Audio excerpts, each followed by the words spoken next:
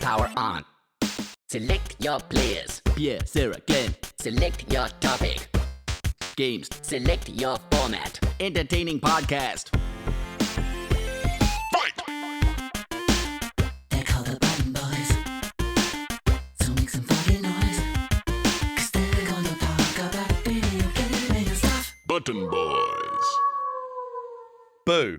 Didn't mean to scare you. It's a Halloween special of Button Boys. And I've given us all Halloween-themed names for today's episode. Oh, really? It is Button Boys with Scary Keyworth, Oh, very nice. Glenn Maud, I thought you were going to go, silly cunt. and Pierre, the sex worker killer novelli. Welcome to the Comedy Video Games Podcast, Button Boys. You we wouldn't are get so it's, delighted. it's an inside joke thing. It's because of that time that you. GTA. Yeah. It's GTA. GTA. Yeah. And Glenn, don't turn around and look at the poster behind you because I know it's a sort of Voldemort. a certain situation. Romanian gentleman is there. Yes. Right. Same question we open every episode with. Did you sleep all right? I really dislike that. Boom. Everyone disliked that. Yeah, really everyone just horrible. like that. What have you all been playing? Is it because you didn't sleep all right? Whenever remember. people speak in that kind of slightly hushed tone, it makes How'd you me sleep? It's want like- to pop my eyes out It's of like my they think head. you're still asleep. Uber driver once said that to me. I fell asleep in a cab, and he went, "You sleepy?" I got woken up by that sentence in that exact intonation. You sleepy? I would wake up the way I would wake up if I felt a tarantula on my face. Oh my if God. I woke up rolling at high speed along the road because I bailed out of the car. your instincts kicked in. You're kidnapping. So it's so fucking stupid when somene's sleeping and they Yeah. wake up and you go, "You sleepy?" Obviously, fucking Yeah. No, what? What? Yeah, I've never been sleepy in my life. Thank you very much.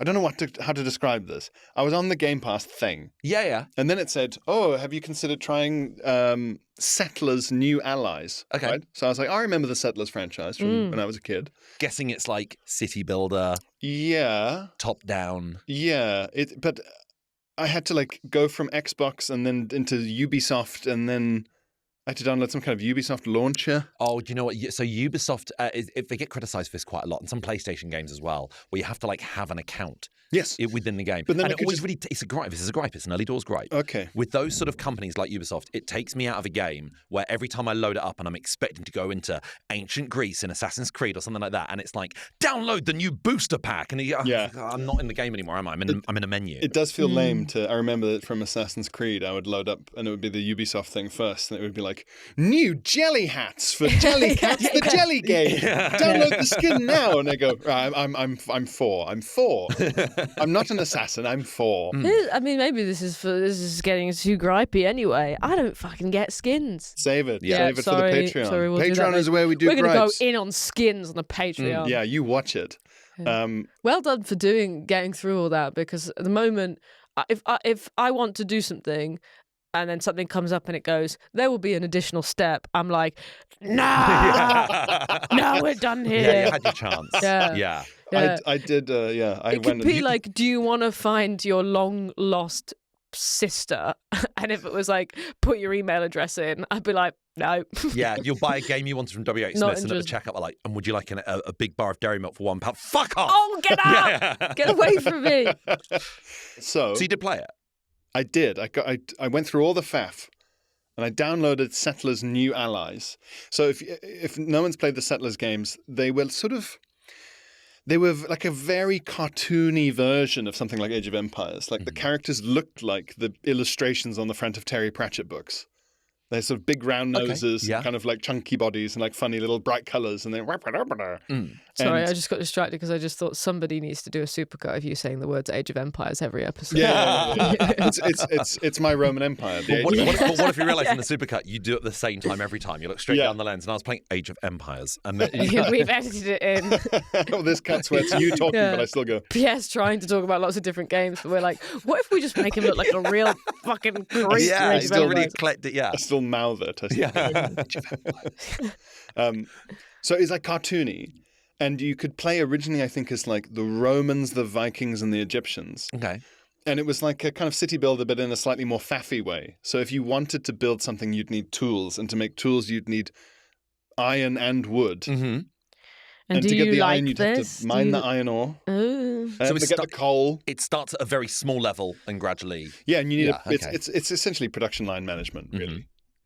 But it was sort of like it had the aesthetics of a cartoon or Asterix. Oh, so like really Belgian. Well, like imagine a kind of lumpy 3D version of that. Like it really was cartoony. Yeah. Like even when the characters were like fighting, you had soldiers and stuff. It was a bit silly. They've updated it. They've made it all 3D and a bit kind of. It looks a bit like the art now from Atlantis, the Disney film. Yeah. So There's the a- civilization bit. Yeah. So and the characters that come up and talk are very kind of like stylized and kind of comic booky in that Atlantis animated film way. Have they ever so if they ran away, their hat would stay in place and then their outstretched arm would grab the hat? Oh no, Is it not that sort of thing? no, not Looney Tunes. I mean anime. Okay. I mean like kind of slightly like eyebrow raised, like wow, you think that's going to help you build a new farm? Kind of like, oh, shut up. that kind of thing. I don't mean like, whoa. I don't mean You're like, how did you study for 6 years to become an architect? How? Deeply unserious. Anyway, the campaign, I would say, is incomprehensible. Oh, okay. So, wait, no, brackets bad or brackets good? Because sometimes you mean that as a positive. No. With like Crusader Kings, you're like, that's the point. It's No. incomprehensible. No. Crusader Kings is comprehensible, but incomprehensible in scale and requirement. Yeah. This is incomprehensible, where it's like, the Gringrangs have got this snoobity-boo. And you're like, what? Like, there's no ramp in. And they go, watch out. And they, you know that thing in like fantasy where to make it different, they just swap words and it doesn't really work. Like in zombie fiction where they never say zombie. Yes, but with everything. So they don't say the king. They say like, the chief counsel has been kidnapped. And you go, right, so what does that imply? Oh, the Jarl, is it? Yeah. Exactly. And you're like, oh, fuck off.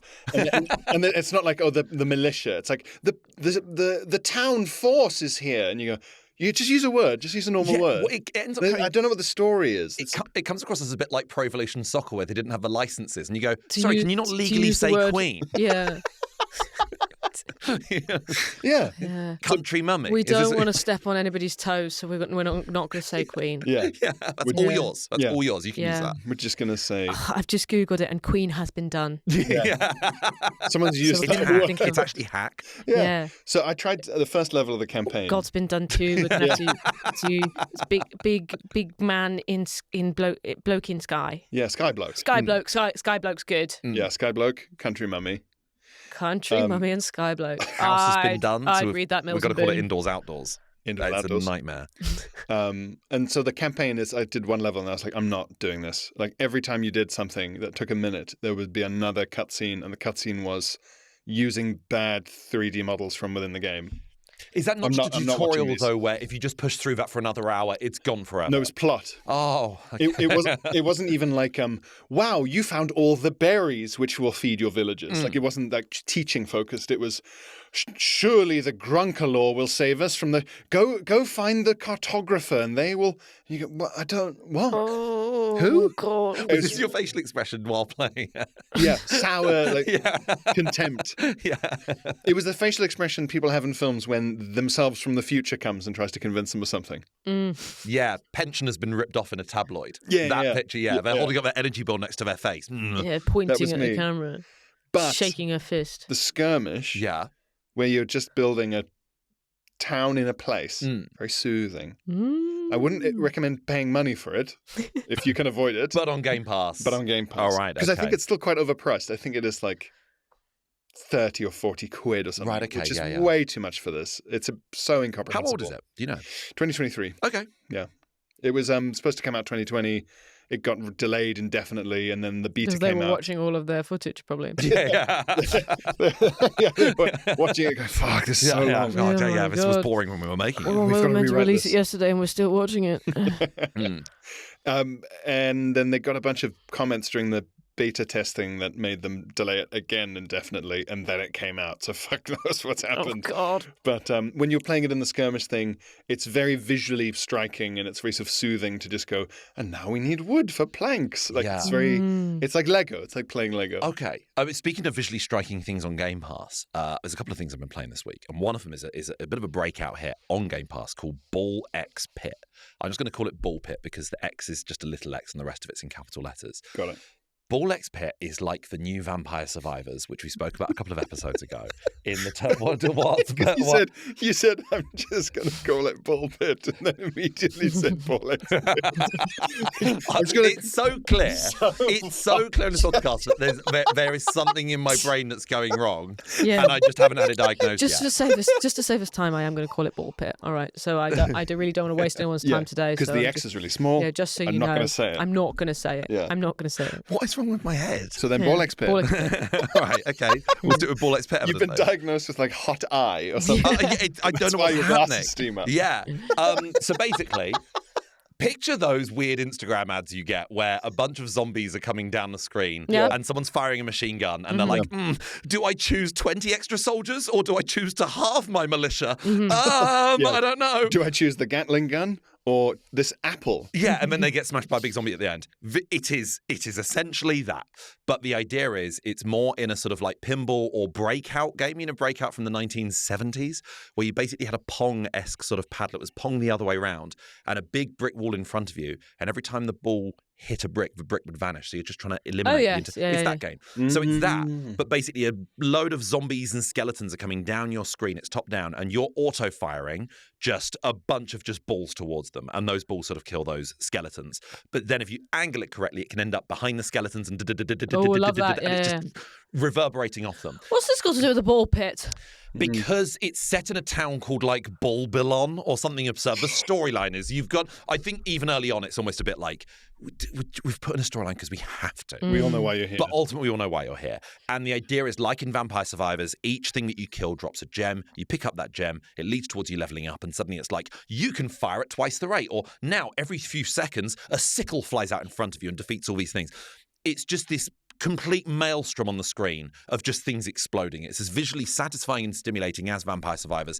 And as a result, I had to maintain my usual rule of I've played it once, I completed a run, defeated the boss in that level. It is so important for me to delete the game. Yeah. Because it's so generous and rewarding and satisfying. And I'm like, I know what you're fucking doing to me. Yeah. I know what you're doing. The moment you get a ball behind and it starts basically just doing butt stuff, it's just constantly just hitting them from the back. That is so endlessly satisfying. I'm not breaking. It's so endlessly satisfying that I'm like, this is dangerous to me because you're just constantly upgrading, constantly getting better. There's not really a great deal of challenge to it. It's more challenge than Vampire Survivors. You are having to aim the balls on the sides. It's like having the bowling alley sides up. You know, you're ricocheting off those. It's really, really good fun. But it's on Game Pass. It's on Switch as well, and it's on PlayStation, I think. The other one I've been playing leads into today's Halloween theme, is Silent Hill F. Which is the new one in the Silent Hill series. And it's the first time they've set it in Japan, and it's set in the 1960s. I think this is great. I like Silent Hill in general as a series. Silent Hill 2, the remake that came out last year, was brilliant. This one's focused a bit differently protagonist-wise. It actually reminded me, Pierre, of your dad in chat rooms, because in this you play a 15-year-old schoolgirl. And it's essentially the same dynamic as Silent Hill in that you're in this small Japanese village. Surprising joke. That's just, like, we've never had a your dad joke. We're bringing them back. We're bringing them in. In life, Glenn almost exclusively trades in those. Really? Did a lot of your dad's stuff, so be prepared to get the occasional sabotage at 1 in the morning. This is the first time that I've noticed that you've gone to a boys' school. You hide it so well. It's because thanks so much. Not a private school, cannot stress that enough, but boys' school nonetheless. You've shown your ass there. Really shown my ass, which I have to do a lot of that boys' school. That at boys' school. Yeah. It's just as creepy as any Silent Hill game. All the enemies, instead of it being these weird, faceless but sexy nurses like you usually get in Silent Hill, this is all quite ceramic mannequin-esque people that come towards you with huge curved blades. There's an excellent very creepy puzzle quite early on where you're in a cornfield full of scarecrows and all the scarecrows are just school kids in mangled positions, but mechanically. And they've each got a pin in their chest. You've got to identify who the right one is and remove the pin from their chest, at which point they'll mechanically point you in the right direction. If you choose the wrong one, they just come to life and attack you. I had a paper round like that when I was a kid. You're laughing. I'm not joking. I really like Silent Hill. I don't like. What do you mean? I was going to say, you can't just. No. I've said all I'm going to say. Okay. Fine. I had a paper round when I was a kid. I was like 14. Yeah. But the road that I did the paper round on was this big long road in the village that I lived in. Huge hill. Yeah. And they'd have like a big scarecrow competition. What the fuck? Every year. Do you live in the Wicker Man? For this, yes. And it was horrible. And everyone had these horrible. And I'd have to go up their driveways and the scarecrows would be there waiting for me. Oh, so they're on their lawn? Yeah. Everybody's got one. Did they have a need to have a scarecrow? Was it quite agricultural? Were people No. much arable land? Were they growing corn on their lawn? And no one else in the village is doing this. It's just this singular street that I have a paper round on. And you could corn. see, when you like, when I went in to like be assigned my road, you could see them sort of being like, "You're having this one," and it was like, "Good luck," and they knew what they were doing to me. Because it was a scarecrow road. It was the scarecrow road. Yeah, You were the crow. I was the crow. Oh my god, they were trying to. They were trying to scare. It was a scare paperboy. And I was scared. Yeah, it worked. I was like, "Good job, guys." This crow is frightened. You lived in Silent Hill F. You were in 1960s Japan. Yeah, That's where you were brought up. And I was just trying to deliver the news. You're just trying to deliver the news. It's actually quite relatable to the UK, I think, in general, Silent Hill, which I'll get on to a second. I'd say the combat is quite frustrating because this is, again, a minor gripe. It's a very gripey episode so far. I don't like it in games when enemies don't drop anything when you kill them. Yeah. And in Silent Hill, obviously, because they're all, figments of your imagination, because in Silent Hill, the protagonists are always going insane. You kill someone, you spend a while killing someone, they fall to the ground, and then obviously nothing comes out, and you're like, you've left the house with nothing in your pocket. Yeah. No wallet, no keys, nothing. They're like a billionaire. Yeah, exactly. Like a billionaire. You don't wear a coat because you're always just inside It's buildings. King Charles. It's King Charles. He's just got nothing. Yeah, King Charles doesn't have keys. If you killed King Charles, like crowns and jewels wouldn't tumble from his pockets. You know? Yeah. Yeah. Maybe like King a Charles sort of never- singular mint imperial. You go, "Oh, okay, I'll have it." Yeah. Never has to walk up to the front of Buckingham Palace patting himself down. Like, ever. Bloody hell. Yeah, fuck. So that is slightly frustrating. The combat is quite tricky as well. There's a stamina bar, but it does make it realistic because you are playing as a teenager who's never fought before. And so it does make sense that every battle is like really frantic. One thing that's really crucial about the creepiness in Silent Hill is the weather because it's so permanently foggy. Yeah. I really like it and I find it quite cozy because we live in London. That actually I find it quite not relatable as such, but it looks really like crisp. Like the weather in Silent Hill, if I woke up on a Saturday morning. Bit foggy? It's incredibly foggy. You can't really see much in front of you at all. But it's quite dry. Like if I'm looking out at that on a Saturday morning, I'm doing parkrun. That's like ideal. I'm like, these are great running conditions. This is good. I never considered this till some friends of ours who also moved here from South Africa, but I think they eventually moved back because they couldn't deal with it psychologically. They were like, the weather. Because we live in Silent Hill.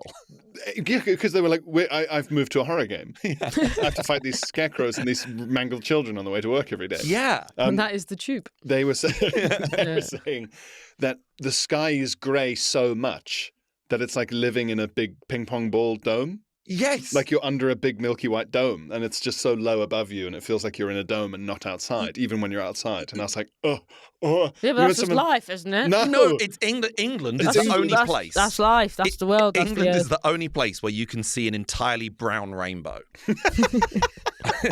I started saying to myself during the Edinburgh Fringe when it was just that kind of grey, but it was still like I needed sunglasses.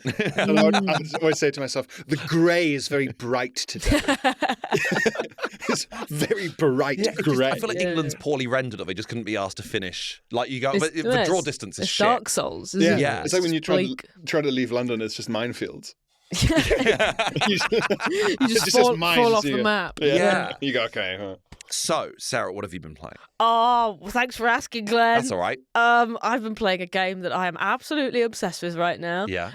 It's there's no end to this game, so I'm gonna have to do a U and just delete it eventually. It's called Dorfromantik. Have you played it? No, so I know of Dorfromantik. I know it looks amazing, but as soon as I saw you couldn't finish it, I didn't ever play it, and I don't know why, because it looks so relaxing. It's so relaxing. Take us through So fun. It's so simple. It's basically a game for anybody who would like to build a little model village, right? In that I'm listening. you're given these tiles, so you get a stack of tiles, and you have to set them down so it's all hexagonal grid. Yeah. And you get your sort of initial tile, and then it kind of expands out. So every time you put one down, more become available to you. And you have to match up like the trees with the trees, or the train track with the train track, or the river with the river, or this field. Like a puzzle. Like a puzzle.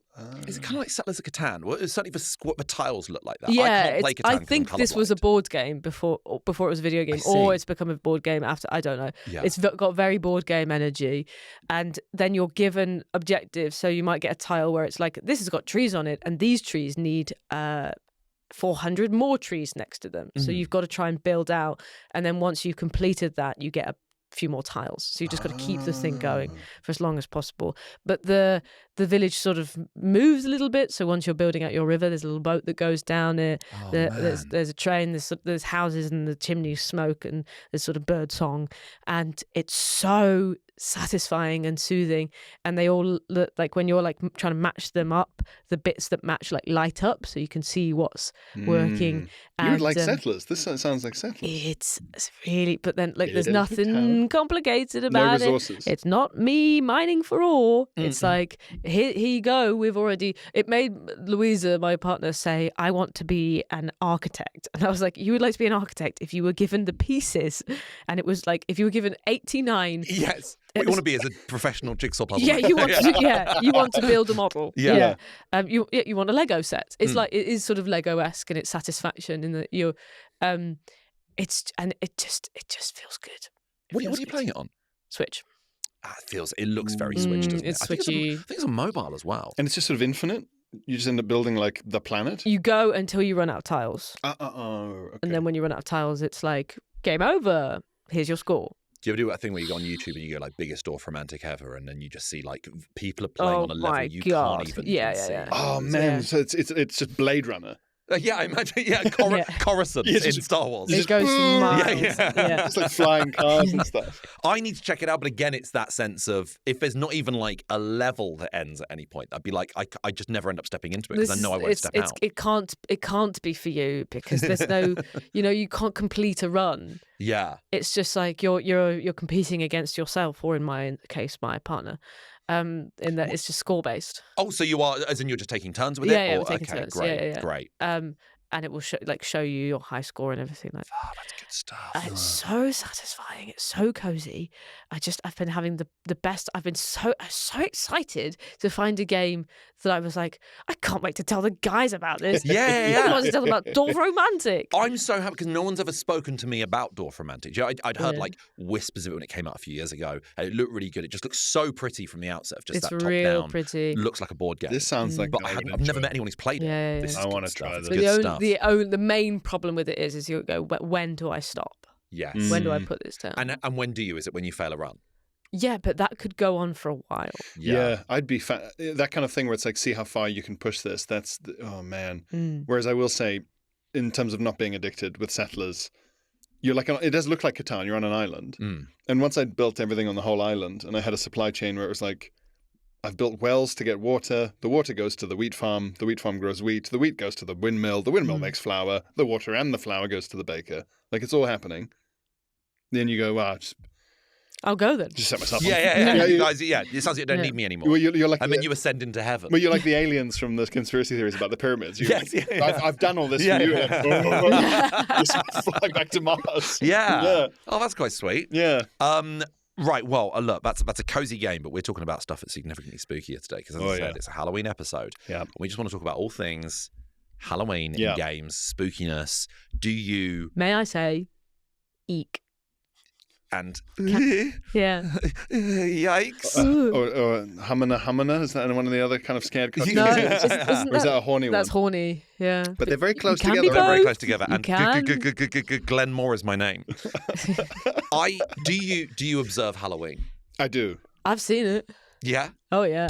Do you watch something scary on Halloween? No. I grew up with traditional Halloween on the Isle of Man, Hop Tune. Tell us about that. Tell us about your childhood. Ancient Gaelic Halloween. The Isle of Man. Is this like fucking Newfoundland mummers, like really terrifying stuff? It's pretty creepy. So I grew up with, I'd had American Halloween vibes from all the American media in South Africa. And then on the Isle of Man, it was like, no, it's called Hop Tune. And you carve turnips instead of pumpkins. And it's not fucking funny. And it's kind of, a little bit. Yeah. There were all these like Hop Tune songs you would sing. Mm-hmm. Ginny the Witch, that was one. Oh, yeah. It was all about Ginny the Witch. What does she do? But you didn't tell us more. She was works a in horrible an witch, office. and so they stuck her in a barrel and kicked it on a hill, I think. Fair play. She's a witch, no, isn't it could be like a Salem thing. Like it's completely. So the Ginny the Witch. It's the right thing to do. Ducking Stool, loads of songs. Ducking Stool. Yeah, nice. No. And Hop Tune, the song, which is just chanting the Hop Tune. Chanting. Yeah, creepy chanting. Turnips, if you've never tried to carve them, you might as well try and carve a football made of fucking wood. To the point where every year there'll be like a kid that's chiseled off their thumb because of how hard a it is. professional whittler who's the only person who can do it. It's so astonishingly difficult to carve. But I will say the turnip heads, when you carve them, they look like actual dead zombie heads. Like shrunken heads. They look like shrunken heads from Voodoo. They look really, really frightening. From Voodoo. Pumpkins. Yeah, if you know from Voodoo. Down the road. Whereas pumpkins, you go, I've seen films. So you have actually frightening turnip heads. Yeah. Actually, it's far north enough, the Isle of Man, that it's dark at like 4. Yeah. And so it's just pitch black, and there's like a bunch of kids going around dressed in black singing this chanting song with like voodoo heads. It's genuinely creepy. I had no idea that was all going on out there. I love that. I have very American Halloween where I live because there's an American community nearby, and they tend to go back to America for Christmas. And what that means is they don't really get to have a big Christmas build-up like everyone else would. So what they do is they go massive on Halloween. And what that did was that filtered through to all the local postcodes. And now Halloween down my road is like American suburbia in a 90s film. It's wow. Just crowds of kids all going with their parents and trick-or-treating. When you get a knock on the door, considering I was raised in Croydon, when you got a knock on the door at like 7 p.m. on Halloween, you'd be like, for fuck's sake, it's going to be 2 guys who are in their 30s in hoodies who are going to throw eggs at my house. Whereas like here, you go, but when there's a knock on the door, you're like, it'll be kids. You have to spend like 30 quid on chocolates because kids will just take buckets of chocolates from you. It'd be 2 30-year-olds wearing plastic masks who want lighters. Yeah. or metal BBs. Yeah. Really. So as a result, I was saying I like to engage in and observe, and it's a nice excuse to just watch horror films and stuff like that, or play horror games. Do you ever do anything like this, Sarah? It wasn't a big thing when I was a kid, but it definitely sort of got bigger when I was like a teenager. We'd go trick-or-treating and things like that. My parents would do a really funny thing the last few years where they would just turn all the lights off. Yes. And pretend they're not at home. We used to. That was like a necessity. necessity. Try and avoid people coming over, and then like have sort of an emergency stash in case somebody chanced it. But yeah, I'm not a horror fan. I don't watch a horror. I'm not a horror film. I'm not a horror game person. Yeah. I did have a go at a horror game last night. What did you play? I played Outlast 2. Fuck, I love Outlast 2. Let's talk about Outlast 2. Button Boys. Because you've started with one of the scariest games of all time. Had the worst evening of my life. So I've had a really bad year, and this was the worst thing that's happened to me. Hated it. I'm so sorry. Are you familiar with Outlast? No. So I want to hear the most recently Spookettes person's perspective. Yeah. You're a man. Yep. Who has a wife. And you should just go home. I wouldn't lead with this sentence if I was describing it. Really? You're playing the man. Yeah. Mm-hmm. First person. Okay. She's a journalist, the wife. Mm-hmm. You're her cameraman. Oh.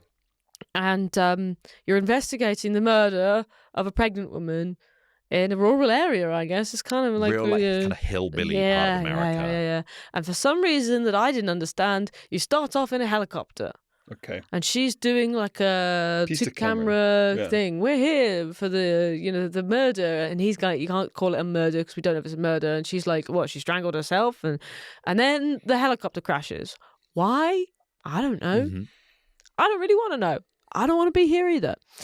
And then it's like, oh, you got to film everything. So you're in the wreckage of the crash, and your first objective is find your wife because she's gone. Oh, because you've like woken up or something. Yeah, you've survived the crash. And you wake yourself up and you grab your camera, and which is a light source more than anything else. It's got a night vision thing. So everything's really dark. So you're playing looking through the camera. Oh God! But the batteries deplete quickly, so you can't always have it on. Sure. So for a lot of it, you're just trying to make your way through the dark. But then every time you're like, I'm going in that. You know what you get in like American homes? There's like a bit under the house that is like it's like lattice, like a trellis sort of thing.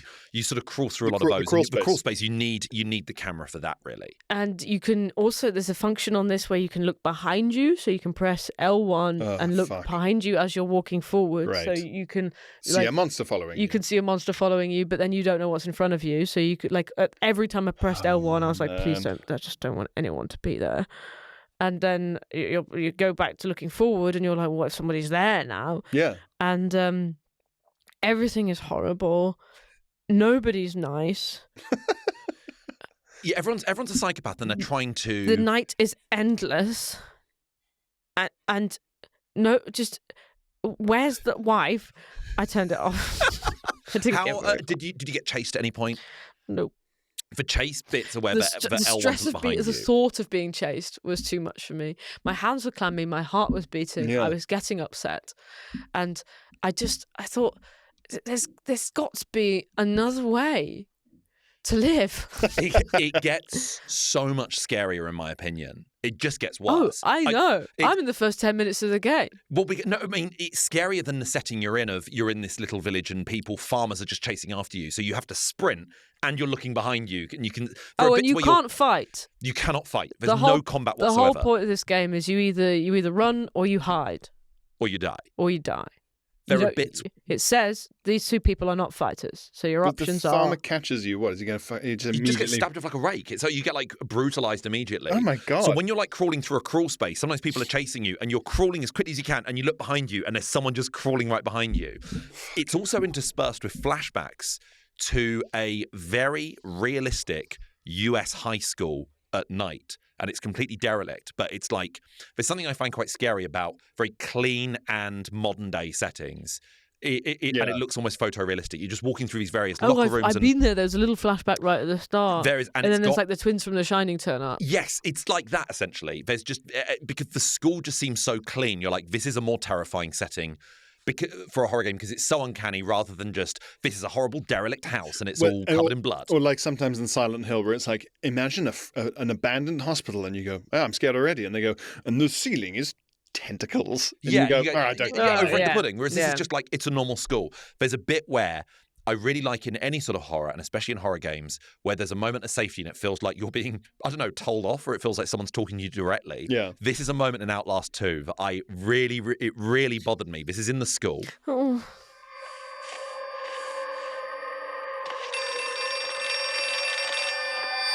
So we're going into an office. The phone keeps ringing. Old-fashioned phone. It's just a normal office. Okay. You pick up the phone. You to stay calm. We're going to get you help. We'll get you out of there. I want you to find a place to hide. Someplace safe where you can remember the taste of her kiss when you felt her neck break, you diseased cocksucker. I felt really told off because it was just, this is the first nice voice you've heard in ages, and then it's just someone talking to you, and then a tongue comes out the phone. So what did you say? Yeah. You could feel the what with the where. You say, so this is the school. Yeah. Oh, I'm so sorry. Yeah, and immediately you're chased through the corridors by a horrible demon man, a horrible naked man. There's a lot of nudity in Outlast. What did he said? The feel of her kiss. Because there's like a school friend of yours who was found with like a neck broken down the bottom of the stairs in the school years ago, and so I think they're sort of linking you to that. Right. I played it in lockdown. I don't really fully remember, but the first Outlast is set in like. Why are you being cocksucking into this? Yeah, right. You just go. I'm being told off. Yeah. I'm being told off through television. The first Outlast is set in like a derelict insane asylum that you're investigating as a journalist, and again, it's just full of naked men with no skin. Same people. Ish, yeah. It's more in like a city environment. Like it looks like a big, it looks like Arkham or something like that. A huge, grand manor. Is it the married couple? No, completely different person. So I'm like, you just which, fucking learn your as you lesson, probably guess from folks. these games, they don't always end well for the protagonist. Why? But it's quite because it's quite Blair Witchy. It's just insane. Do they Outlast... get divorced? Do you know what? That's reminded me of what I really fucking hate because as much as I love Silent Hill, it's always about it's always psychological horror, and it's always like, well, actually this town isn't necessarily real. It's like it's part of your imagination, and you've manifested this, and all the baddies represent certain elements of, like, I don't know, sexual trauma or something like that. Yeah. And sometimes in a game I just want a zombie to be a zombie. Yeah. Do you know what I mean? You just go, the zombie came from the ground, and that's what it is. And Yeah. also, like, even no matter how bad, like, if I've had like a panic attack or like something bad happened to me, it's never been like, I've hallucinated a big scarecrow in the garden. I've got to go punch him over 10 minutes while he with a regenerates crowbar. health. That would be easier. Yeah, I got really annoyed at a glowing review that was given to the film The Witch with Anya Taylor-Joy a few years ago and Ralph Ineson. The Vivitch. And I was so excited to see it because every review was like, I remember one review being like, this is a sort of film that makes you sit bolt upright in bed weeks after you've seen it, like sweating with fear. And I like stopped reading the review there, and then I was like, this is going to be the scariest Frankenstein I've ever seen.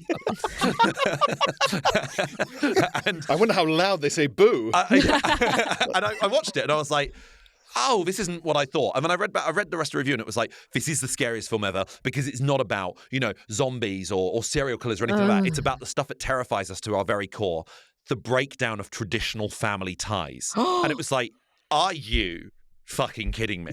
How dare you say that that's what I'm scared of? I'm not checking under my bed for divorce.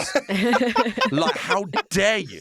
That is always irritating. And then some of the Silent Hill things where they go, it's all about alienation. And you go, Yeah. well, can it be about zombies? Yeah, I kind of be about wanted to a be You that. open your closet and find adoption papers for a gay couple.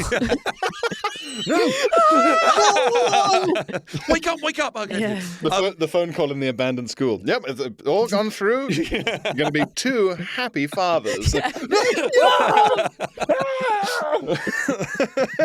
right wing horror video games. Yeah, and they're like, it terrifies you, yeah? Right? Yes. Right? Yeah. The farmer runs after you and just hands you a vote Clinton. Yeah. It says, hey, excuse me, I use they them pronouns. Did you ever Wait a play minute. horror games when you were growing up? These farms are subsidized by the central government. No! I didn't. I went round to. Did you guys have that one friend that was allowed to have like games and films way above their fucking age rating? Yeah. I went round to that friend's house as a kid, and it was like such a smorgasbord of things that we shouldn't have been allowed to look at, like Saving Private Ryan. And also, I love it sometimes it was like they had 15 rated films, but it turned out it was because it was like Aaron Brockovich or whatever. Yeah. It's more just going to go over your head. Yeah. Just kidding. I was so scared of how little I understood of the plot and the subtext. Saving Private Ryan, and I think it was the Silent Hill, where the one where the dog comes through the fucking window. That's Resident Evil. Evil, That's the that's first right. Resident Evil game. Yeah. Resident Evil 1, and that dog came through the window. I was like, I'm out. Why? What's amount- scary about the dog? It just really suddenly smashes through the window, and it's like a zombie dog. We're not talking about a cockapoo, are we? No. No, they're Pre-cockapoo. horrible zombie dogs. And in Resident Evil as well, the original one, it's got that fixed. Every location you go to has got this fixed camera angle. Like And CCTV. Yeah, and you're just not expecting it. And so many people on the Discord suggested that from Resident Evil as well. I mean, for Resident Evils in general, there's always going to be something that's scary. So many horror games are that like first person view that is so horrible because if I'm ever in a scary situation, I don't want to go first. And it's just, it's insisting on you going first. Yeah. And the game won't keep going unless you essentially put your face in this bucket. Oh, it's horrid. Yeah. Because Outlast is first person, so like it is just happening to you. Yeah. And it's the first game where I've ever had to hold a camera recorder up to my face in a game. That felt horrible. different. Yeah. It's not nice. In terms of games that like haven't made me like jump, but have made me unsettled, or go, oh God. I mean, Obra Dinn has got some moments where you're like, ugh.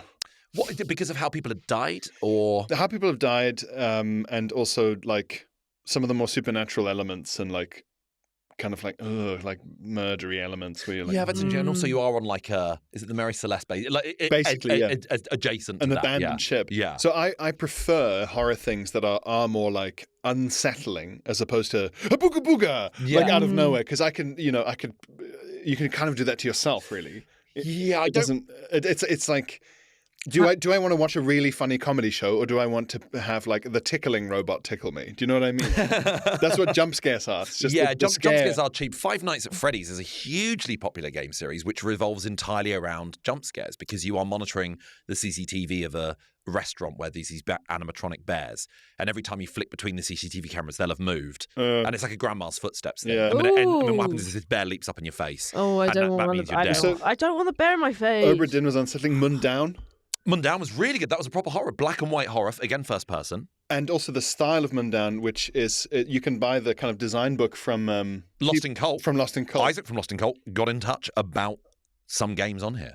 So Mundaun is like the visual style is like pencil drawings or like charcoal drawings made 3D, and you're a guy who your grandfather sent you some. Your grandfather's died, and you have to go to his remote Swiss village. It's also in I Switzerland. don't like this already. Yeah, and it's only accessible by like one.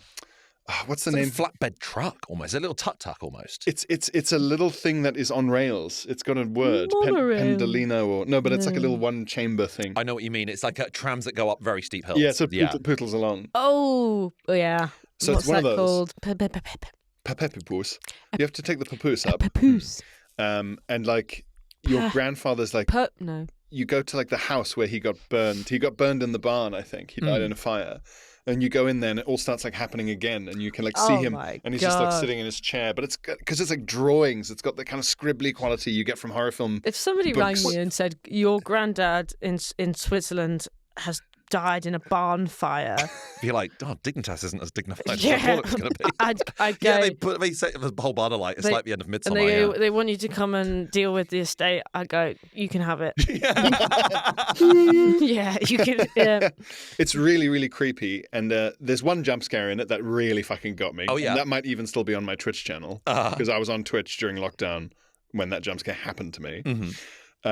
But beyond that, there's so many moments where like you have to go to sleep at night to like save the game and things, and there's only certain places like you can sleep. And just moments where you sort of say sleep for 2 hours or 3 hours, so you wake up in the middle of the night, and then you look out the window, and stuff that's not alive in the day is alive now and like marching around because you can hear these like footsteps, and if you go out, then they just fucking eat Like you. big wooden wicker scarecrows, kind of, aren't No, they? it's that's how you stack hay. Right, okay, Like, yeah. in a non-hay bale way. Yes, for hay is alive. So it's all very medievally, yeah. So it's a haystack. not one of those big round fat ones. That It looks like a looks marshmallow. like a I know it's cross. not the breakdown of traditional family ties, but they do actually make it They're very really scary. horrible. Yeah. No, Yeah, okay, yeah. I'm gonna have to look this up because Play Mundaun and be afraid of some hay. no, I don't want to. Can you guess It's what really good. The whole game is written and drawn and stuff by like one Swiss guy, and it's all in a sort of Swiss dialect, which I quite like. Is if you're a language nerd, It's a in, really good game. It's in like Romansh. Do you think he was sort of drawing really frightening images as a child, and someone was like, "No, we can work with this." Yeah, Yeah, instead of going to a psychiatrist. Yeah, sort of going, "You think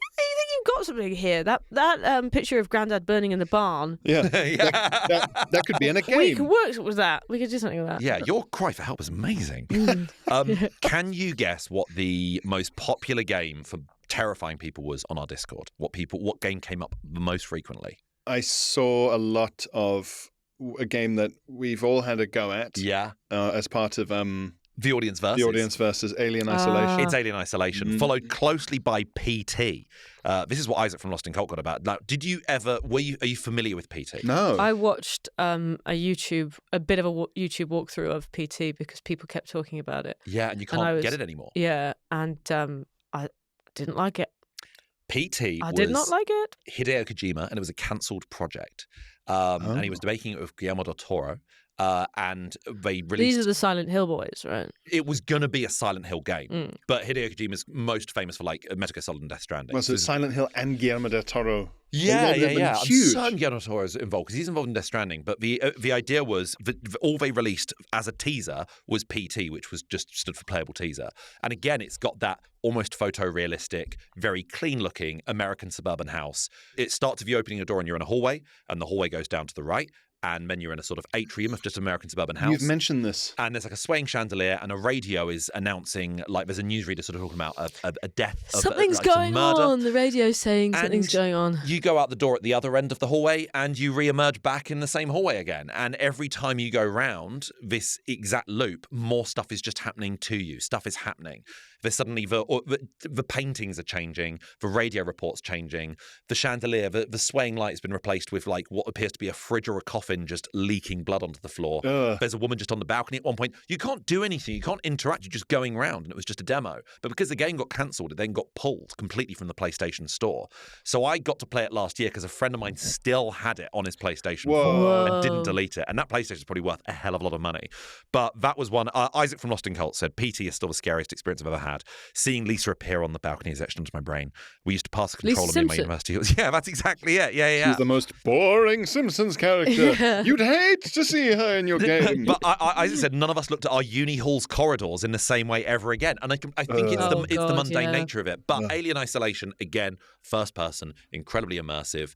So fucking loud. Every time you open a big door, there's so much hissing of steam in that game. So this is what Funkadunkalunk on our Discord mentioned. My friend recommended it to me and neglected to tell me that the Xenomorph's AI learns from your player behavior. So if you're constantly hiding in like an air vent, it will start looking in the air vents and it gets more and more intelligent. Oh, no. It's such a good experience because the alien itself, an alien, is not something that I find scary.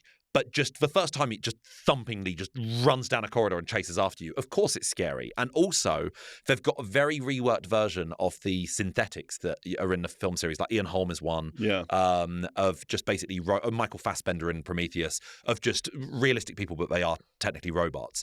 In this, they've got these things called working Joes, which look like crash test dummies.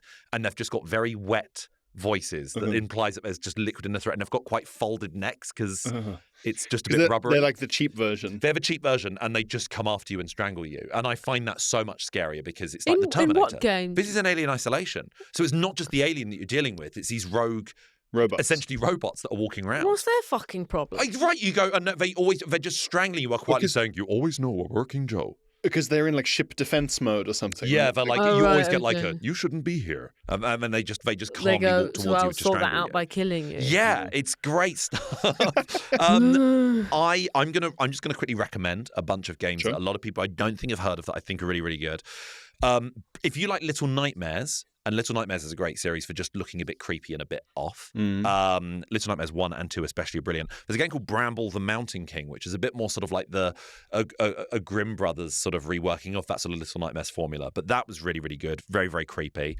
If you just like the Resident Evil style of going through like a building and unlocking different doors and having to store inventory space and making it that a game that I don't think I've never met anyone who's played this. It's called Phobia, but with an F, and it's called Phobia St. Dinfna Hotel, which is again very, very cheap but very, very good. And again, Tormented Souls is a great game, which is very similar to those early Resident Evil games where it's fixed camera angle, tank controls, but in a more sort of like modern setting. What is the most scared you've been by a game? Do you reckon it is Outlast 2? Yeah, well, probably because I don't do this. I once tried to play Resident Evil on a VR headset. I've always wanted to. That would have probably been like Resident Evil 7 or Resident Evil Something Village. like that. My friend had it, and then she thought it'd be funny if I had a go.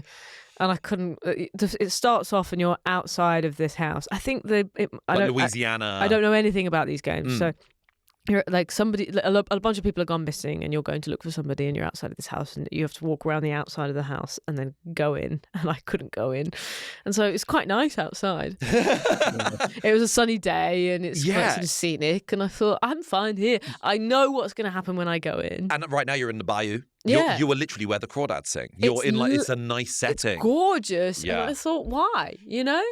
Sometimes you just have to set your boundaries and choose yourself. And so I sat outside the house. Resident Evil were really, really good as a series at just having a door you don't like the look of. In 7, you're in this sort of weird, like sort of, again, hillbilly mansion, and you're being stalked around the corridors by this guy called Jack who's gone insane. But there's a moment you're in just a bedroom and it looks nice and there's a save point, but the stairs lead down into a basement and the door is very well lit, but there's just something about that door. I was like, well, this can't be leading somewhere good. It can't be like this. No. Can't be pleasant. I think a good dark corridor is always terrifying. And the Amnesia series, I'm not a massive fan of, but they had one out either last year or the year before. I think it was 2 years ago, called Amnesia: The Bunker, and it was set in a World War I bunker in this underground labyrinth near the trenches. Nice. And there's just a beast that's been stalking you, and you are the only person in this sort of underground trench sort of area. And you have a little wind-up torch, which if you wind it up too much, it can remember that. hear you. So you've got to do it very, very gently, very, very slowly. But it was so full of corridors where you cannot see to the end of the corridor, and you're like, this is fuck. This isn't going to go well for me. Resident Evil and Little Nightmares both have moments where you get into a room, you get to the end of a corridor, because you're in need of like a light bulb somewhere else, and it involves you having to go to a well-lit location, removing the light bulb at the end of that location, plunging you into darkness, and then having to go to the other end. And Little Nightmares 2 had a great Grandma's Footsteps-esque bit with lots of hospital mannequins, where if you shone a torch at them, they didn't move, but the moment you moved the torch away, they started clanking towards you. And that was because it's all in your hands. Oh, it's like in that your hands. Doctor Who episode with the weeping angels. Yeah. That's exactly sort of what it is. Scariest Yeah. Horrible. Have you been like scared by a game, do you think? Or is How it do just you define unsettled? scared? Because you are an unscarable. I can be scared by games. I'm scared, but You're a genetic freak. there's a lot of I quite like. There's different types of fear. There's the oh no, thank you, fuck that. Have you ever turned it off? Have you ever No, gone, I've never I'm turned off turning a this game off? out of fear. I think I've had a few like real no thank you moments in games. Hmm. BioShock, the first BioShock, there's a bit where you're wading through some water in this underground city, and you can see the silhouette of a doctor just hacking away at like a body. And as you get a bit closer, he's being lit up by a torch. As you get closer, the torch just turns off, and there's a little violin, and then the light comes back on, and he's not there anymore. And you're like, oh dear, that sort of element makes me feel I'd love nervous if the light and came scared. back on and he was playing the violin. He's just playing the violin. It was just playing the violin. He's practicing, and he goes, "What? I've got a recital coming up." There's a game called Immortality that really scared me when I wasn't expecting it to. Do you know the game Her Story? Yeah. It's made by Sam Barlow, and it's a mobile game, and it's like real life. It's FMV, so it's like it's an actor playing it, but you are looking at a human being as opposed to an animated figure. And in Her Story, the idea was you're on like this basically like this police search index where you type in keywords, and it will show you a clip of this woman in a police interrogation room. In a clip, she will say that keyword you put in. So you're trying to piece the story together from little snippets of clips. They made a game called Immortality 3 years ago, Oh, which you is told about me an about this, yeah. actress who went missing. And they basically made 3 full-length movies. One that's like in remember the this, yeah. 60s, one that's in the 70s, one that's like early noughties. My sister and my brother-in-law played this, I think, and said it was brilliant. But because there are moments where you're rewinding and scratching through the footage where just stuff like again, like in Outlast 2, the game addresses you, and that makes me feel scared because I feel seen. I feel like they've seen me naked. Yeah. Not that I'm playing naked. I'm not playing games naked. You ever played games naked? It's just never come up. I can't envisage the situation where that would happen. It would happen as a deliberate choice. Yeah. People must play games naked. They have Yeah. to. They have must. to. They They must. must. That's why I'm in this biz. I've been like unsettled and like, oh God, from like Obra Dinn and Mundaun and a few times. I mean, the Resident Evil 1 with the dog coming through like scared That's the like actual junk scare. Yeah. fucking shit out of me. But I was a kid, so. Put it this way, does it count if there are games like on a lot of the games on this list where I'm scared enough that I'm like, I'm not going to play? I'm not going to play it. Then yeah, that absolutely counts. They've done their job in a way. The scariest game I've ever played in my life, and this is a bit like I guess. For context for the listener, and Keys, maybe you don't know this about Glenn. Glenn is unscarable and will watch the most horrific fucking horror films. And You you'll can say boo as loudly as you want, Yeah. and I'll blink, but I won't flinch. but I you'll won't watch do it now. I'm gonna wait. you'll watch horror films. Like, See, do you know what I mean? Yeah, it's just not gonna. No. Jesus. sorry, there's a picture of Dracula behind Yeah, Glenn. fucking I don't told you do not that to to me, turn man. around. Were you scared as a kid? Did things scare you? Yeah, I think it was like exposure therapy. I tried to watch as many scary films as I could. And then I tried to like, every time I'd watch like a scary movie, I'd just be picturing the camera operator and stuff like that. I'd be like, well, this had to...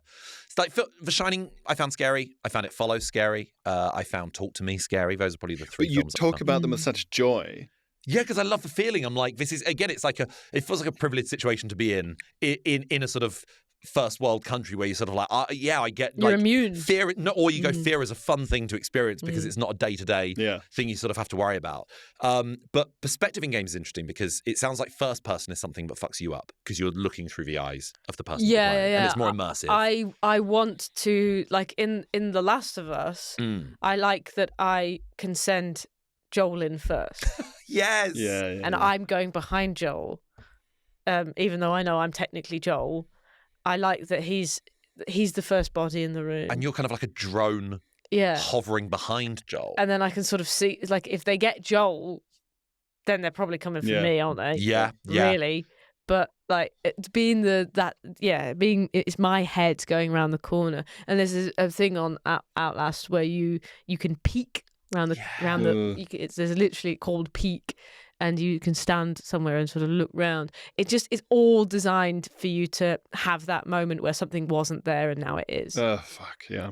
The Last of Us was mentioned by Natey Bobs on the Discord, the starting the generator bit when you fall down the elevator shaft and you're having to start up a generator. It's a necessary part, but you go, I know I'm waking up, everyone. And he described it as it feels like you're dropping the skeleton down the well in Moria. In Lord of the Rings, you're like, I know what's going to happen. Yes. Sometimes that anticipation is nice. I was really surprised. There was a game I held off playing for a few years, and I want to recommend this before we go on to our gripes. What was is this the one that's the scariest one you ever played? This is Darkwood. This is the scariest game I've ever played in my life because I didn't expect it could be scary. Because again, first person for me really does it. Third person perspective, I get what you mean of sending them in first and it doesn't feel as like involved.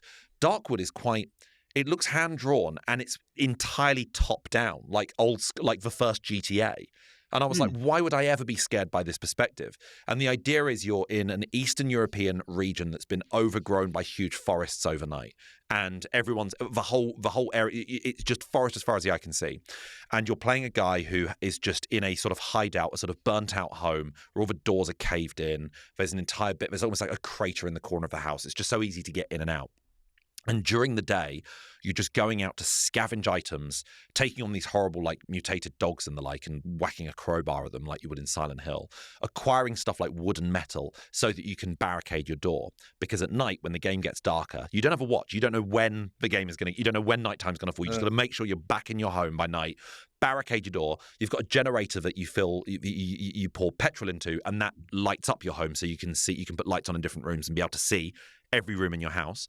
Because at night, stuff just happens. And the game throws so many scary things at you where what I would find myself, by the time I had like a shotgun, I'd be cowering in the corner of one room, shotgun aimed at the door, and you're just waiting for night for the night to pass. It takes like 10 minutes for the whole night region to end, and in that time, someone might just be thumping on your door for ages. You don't know who it is. They might stop after a while. Sometimes weird mutants break in. Sometimes all the lampshades just start moving around, and lights flicker on and off, and it feels like there's poltergeist. There was one time I walked into one bedroom and there was just a man on my bed, and he was like, yeah, just, I hope you're doing okay. He was just talking to me normally, and then he just vanished. It's so relentlessly scary. It is and the whole time I was like glued to my screen, just hoping you can, and because the impetus to survive the night is if you do get knocked out or, you know, you don't get killed as such, but you wake up and all your stuff is missing. All that stuff you've acquired. In every morning, a merchant arrives at your home and can sell you better stuff, like a watch. And you can be like, great, now I know when I can be back home. But it's scary enough when you're going out and scavenging during the day. It's just mad that the merchant can leave and you can't. Right. Okay. Well, you're trying to leave. You're trying to get enough materials that you can be like, I can now walk in that direction. I can buy a map and know that I can walk in that direction and get out of the forest. Why wouldn't you say to the merchant in the morning, hey, can I come with you? Yeah, or like, do I get like a mates rates discount? I buy from you every day. Do you mind if I follow you? Yeah. Because this is actually, it's not a nice place to live. And so if you know the way out, I might just come with you today. The merchant is a bit weird. The merchant wears a gas mask and has weird sort of growths on his neck. And I'm like, I'm not sure he's necessary. Every NPC I'd take my chances with him. I would. Every NPC you meet is dreadful. There's a guy called the Wolfman who seems to be a furry, who is a merchant. And he has he seems to be wearing a wolf's mask. But at one point when you buy enough from him, he just pins you to the ground and licks your face loads. And I'm like, so he might be an actual wolf. I don't know. There's someone called... So he's friendly. He's friendly. Yeah. There's a woman called the Chicken Lady whose house is so full of chickens and she has chickens just on her. Her eyes are glued shut with chicken shit. There is a boy called the Musician who is heavily disfigured and wears a little, like, Pinocchio mask, like he's in Slipknot on his face, and it barely covers his face, and you can see his mouth twitching out the sides every time you talk to him. With this shit? Who comes up? Who's sat in that sort of room going... It is so wildly fucked up. Okay, what if there's so many chickens that her eyes are glued shut with the chicken shit, and everyone's going, yes, do that. Do you know what it reminds me? Do that. Draw that now. It reminds me of salad fingers. Yeah. It's like that you just go, oh, fucking hell, what is wrong with you? I would so play a salad fingers game. The fear at night when you have a big day scavenging and you're like, right, I think I'm ready for the night to barricade. And there was one time I came back home and I realised all day I'd left the generator running. And I was fuck. And I barely had any left. And then night fell. And one by one, the lights in my house just went out. And I could hear people coming into my house. I think even salad fingers would be like, ew. From a top-down perspective, you'd never believe this is a scary game. Salad fingers would go, is that shit in your eyes? Oh, you've got poo in your... That's not very nice. You've got shit from Croxley Heath to Cowden Beef. Yeah, I remember. Horrible. It's brilliantly fucked up. Cannot recommend Dartwood enough. Do you know what we should play as one of our Patreon games as a multiplayer experience? Yes. And I'm gonna regret this, I think, but I think we should play Dead by Daylight. Absolutely 100%. Have you played it? I've never played it. I've seen obviously like Limmy playing it loads on Twitch, but like I've really, really want to. I'd like to. Because it's a multiplayer game where somebody is the killer. Right? Yeah, and it's got loads of licensed killers from various different horror media and stuff like that. You have a good time. No, but when there's other people playing it, it's not as terrifying. It's more frantic. But you'll hear me screaming. That's fine. That's part of it. It's part of it, yeah. Okay, it's part of the fun. I mean, speaking of Patreon, if you have enjoyed this episode and you want to hear more from us, we do an extra episode every single week, which you can hear if you sign up to our Patreon. It costs us £5 a month. New episode every single week. And also, we're introducing a new Patreon tier in the coming weeks where the three of us are going to be interviewing comedian friends of ours and chatting to them about the games they're playing and their gripes as well. It'll be just like another additional episode, but with a new guest every single week. Now, because I was like, well, let's go through all the comedians we know and who we want and people we know actually in the games industry would be good to have. Yeah. The games website Fortress of Solitude, they did an article recently called Celebrities You Didn't Know Were Gamers. And I was like, I wonder if. I wonder who we can possibly get. Number one, Matthew Perry. What's the point? This article came out like 3 weeks ago. What? Wait, great. Celebrities you didn't know were gamers. yeah, that's good. Had been gamers. Queen Victoria. Loved Rummy and Whist. Okay. And Among Us. She really liked Among Us. Well, we're going to head over to the Patreon right now. So if you want to hear our gaming gripes and more gaming chat, then it would be lovely to see you there. In the meantime, do give us a nice rating and review on Spotify or wherever you listen to your podcast. Subscribe to us on YouTube and tell your friends as well, because it'd be lovely to have more people like yourself listening. Also, if you just want to chat with other like-minded gamers about the Button Boys episodes or about the topics we talk about each week, you can sign up to the free tier of our Patreon where you get access to our Discord. And we've got a lovely community with many hundreds of people who are all very, very nice indeed. But in the meantime, thank you, Sarah. Thank you, Pierre. Thank you, me. We've been Button Boys. We'll see you again next Thursday. Blah, blah. Button Boy.